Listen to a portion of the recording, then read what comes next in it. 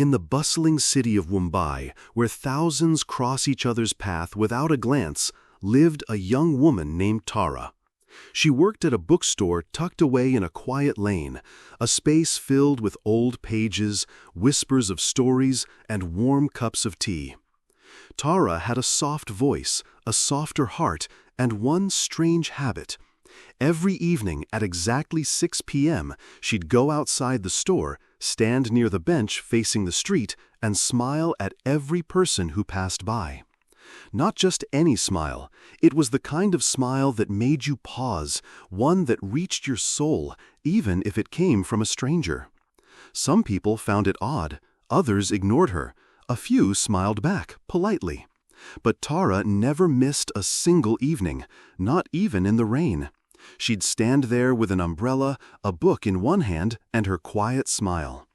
One day, her friend and coworker Ravi asked, "Why do you do this every day, Tara?"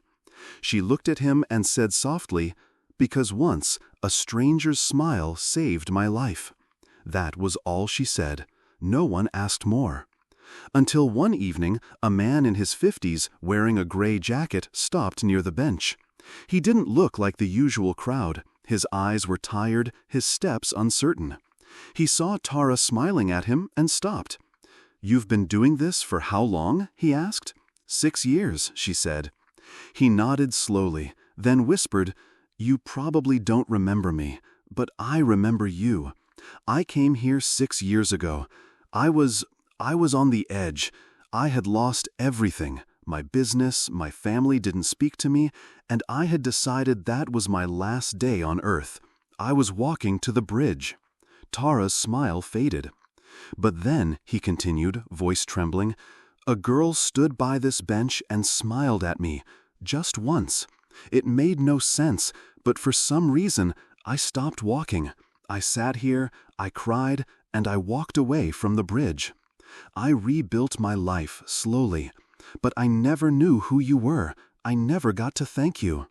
Tara felt tears in her eyes. "I'm not the only one, you know," the man added. "You've changed more lives than you think. Some of us started calling you the Smile Girl in a local forum online. People post stories about you. One boy said he smiled back and finally found courage to confess to his parents that he was struggling mentally. Another woman said your smile was the first human connection she had after losing her husband." Tara was speechless. That night, she returned home and opened the old box under her bed. Inside were journals, one for every year. On the first page of the first journal, she had written, "Today, a stranger smiled at me outside the train station. I was going to disappear, but that smile told me I still existed. I will return that smile to someone else every day." Because years ago, Tara too had been broken, ready to vanish quietly from the world. But a stranger had smiled at her. No words, no gestures, just a smile, and it saved her. Now she passed it forward.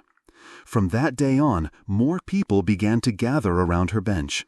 Some came to smile, some to sit, some to share stories.